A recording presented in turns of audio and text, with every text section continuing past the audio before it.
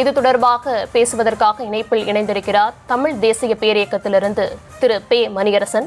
வணக்கம் சார். வணக்கம்மா. இப்போ தக் லைஃப் படத்திற்கும் ஜனநாயகன் படத்திற்கும் ஏற்பட்டிருக்கக்கூடிய பிரச்சனை என்ன அப்படின்றத நீங்க பார்த்திருப்பீங்கன்னு நினைக்கிறேன். இது பற்றின உங்களுடைய கருத்து என்ன? ஒருவேளை தக் லைஃப் படத்தை கர்நாடகால திரையிட எதிர்ப்பு கிளம்பினா ஜனநாயகன் படத்துக்கும் இங்க எதிர்ப்பு கிளம்பும்னு சொல்லியிருக்கப்பட்டிருக்கு. இது குறித்து உங்களுடைய பார்வை என்ன? கர்நாடகத்துல அவங்க தமிழிலிருந்து பிறந்தது கன்னடம் என்று சொன்னாரு அப்படிங்கிறதுக்காக அவங்க அதை மறுக்கலாம், எதிர்க்கலாம். அது அவங்களுடைய உரிமை, நமக்கு அது ஒண்ணும் இல்லை. மொழியில் ஆய்வுப்படி தமிழிலிருந்து கன்னடம் பிறந்ததுதான். அது பலரும் சொன்னது, நம்ம தமிழர்களுக்கு சொன்னதில்லை, அது மேலை நாட்டு அறிஞர்கள் சொன்னது. அது இருக்கிறது ஒரு பக்கம்.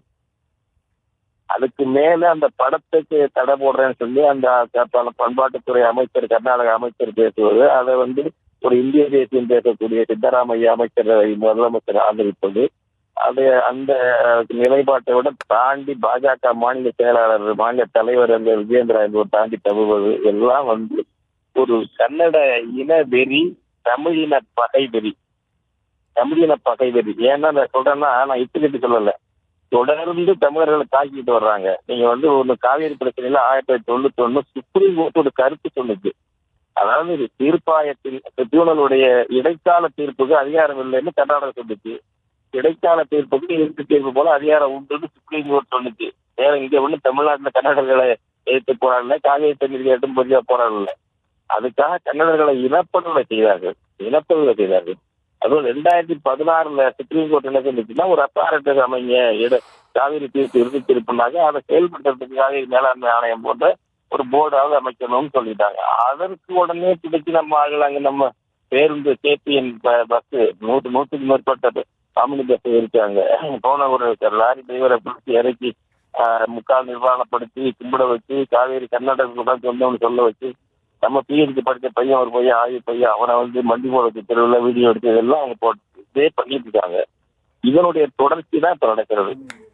கமலஹாசன் சொல்லிட்டா கண்டனம் பண்ணுங்க, உங்களுக்கு அதில் ஏற்கனவே மறுத்துடுங்க, கண்டனம் பண்ணுங்க. அதுக்கு மேல என்ன போடுறது, அந்த படத்தை அங்க உடம்பு சொல்றது, அப்படி பண்ணாக்க கர்நாடகத்துல தயாரிக்கிற படங்கள் தமிழ்நாட்டில் போடக்கூடாதுதான். இது சும்மா விமர்சனம் பண்ணிட்டு உட்கார்ந்துட்டு இருக்க கூடாது, எதிர்வினை ஆட்டணும். எதுக்கு? நமக்கு தற்காப்புக்கான எதிர்வினை. இதை என்ன பண்ணுவாங்கன்னா, அடுத்தது நமக்கு இந்த படம் கமல்ஹாசன் படத்தை தடுக்கிறது மட்டும் இல்லை, நிற்காது, கர்நாடகத்தில் உள்ள தமிழர்களை தாக்குவார்கள் கன்னடர்கள். இதான் அவங்களுடைய வழக்கமே. இதுதான் காவேரி பிரச்சனையை கர்நாடக தமிழர்கள் போராடிட்டாங்களா? கர்நாடக தமிழர்கள் போராடிட்டாங்களா? அவங்களே தாக்குனாங்க.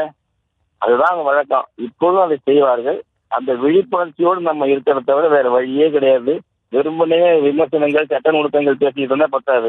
அவர்கள் இனவெறியோடும் இன பகைவெறியோடும் நம்ம தாக்குகிறார்கள். சொந்த இனவெறி, தமிழின பகைவெறி என்ற நிலையில அவங்க இருக்கிறாங்க. அதுக்கு இந்திய அரசு எப்பவும் தலையிடாது. ஒவ்வொரு சமயம் பார்த்துக்கிறோம். இந்திய அரசுல இருக்காருல்ல, இதுல மத்திய அமைச்சர் யாரும் கருத்து சொல்லாமல, இதுல இந்திய அரசு நடத்துற கட்சியே அவங்க மாநில தலைவர் கன்னட இனவெறி அமைப்பு மாதிரி பேசுறாரு. எப்படி இருக்கு சொல்லுங்க? ஒரு கன்னட இனவெறி அமைப்பு மாதிரி இந்திய அரசை நடத்தக்கூடிய பாஜகவுடைய மாநில தலைவர் பேசுறாரு கர்நாடகத்துல. அப்ப நமக்கு என்ன நாதியற்ற ஒரு அரசியல் அனாதையால் நம்ம இருக்கிறோம். இதை பற்றி தமிழ்நாடு முதலமைச்சர் ஸ்டாலின் ஒரு கருத்து சொல்லாம இருக்காரு இன்னைக்கு வரலாம். ஏன் நான் கேட்கிறேன், திராவிட பங்காளிங்கிற பாசமா கர்நாடகத்தோட? இப்ப தமிழர்களுக்கு எதிராக தமிழ்நாட்டில் தயாரிக்கப்பட்ட படம் ஒரு படம், உங்க தோழமை கட்சி கமலஹாசன் கட்சி தோழமை இருக்கு இல்ல, அது வேற விஷயம். தமிழ்நாட்டில் உள்ள ஒரு நடிகர், அவருடைய கருத்துரிமை இருக்கு. உங்களுக்கு அந்த கருத்தை நீங்க கண்டிக்கலாம். கர்நாடகத்துல ஏற்கலை, முடிஞ்சு போச்சு கதை, அதோட சரி. என்ன அதே பிரச்சாரம் பண்ணி தர்றாங்களா? அவர் பண்றாரா? தமிழ்ல இருந்து கன்னடம் பிறந்ததுன்னு. இப்ப நாங்க எல்லாம் ஊரெல்லாம் பூரா நாங்க தமிழ் தேசிய அமைப்பெல்லாம் அதே பேசிடுறோமா? தமிழ் கன்னடம் நீங்க ஏற்காடி போவோம், எந்த பிரச்சனையும் இல்லை. எங்க தமிழ் ஆட்சி மொழியா இருக்கணுங்கிறது தான் எங்களுக்கு கருத்தை தவிர தமிழ்ல இருந்து யாராவது பிரிஞ்சாங்க பிரியாம போனாங்கிறது எங்களுக்கு பெரிய முக்கியம் இல்லை. முதல்ல முதலமைச்சர் ஸ்டாலின் ஏமாறு கண்டிக்க கூடாது, இப்படி பண்ணக்கூடாதுன்னு அவங்க தோழமை கட்சி தானே காங்கிரஸ் கூட்டணியில் இருக்காங்க, ஆட்சி முதலமைச்சராக. அவர் கேட்கக்கூடாதா ஸ்டாலின்? அப்ப என்ன ஆச்சு? கைவிடப்பட்டவா இருக்கும். மத்திய அரசாலும் கைவிடப்படுறோம், தமிழ்நாடு அரசாலும் கைவிடப்பட்டவங்களா இருக்காங்க. அப்ப அரசியல் அனாதைகளாக தமிழர்கள் இருக்கிறோம் என்பது தான் காட்டுது. அப்ப நம்ம அதை சொல்லிட்டு ஒப்பாரிக்க கூடாது. போர்க்களத்துல ஒப்பாரி பயன்படாது. நாமும் போராட தயாராக வேண்டும். அவங்க என்ன எதிர்வினை என்ன தப்பா செய்யறாங்களோ அதை மடக்கிற அளவுக்கு, அதை முறியடிக்கிற அளவுக்கு தமிழ்நாட்டுல நாமும் களத்துல இறங்கிதான் ஆக வேண்டும். அதுக்கு ஒவ்வொருவரும் தயாராக தான் வேண்டும் என்று நான் கேட்டுக்கொள்கிறேன். இணைப்பில் இணைந்தமைக்கு நன்றி திரு பே. மணிகரசன்.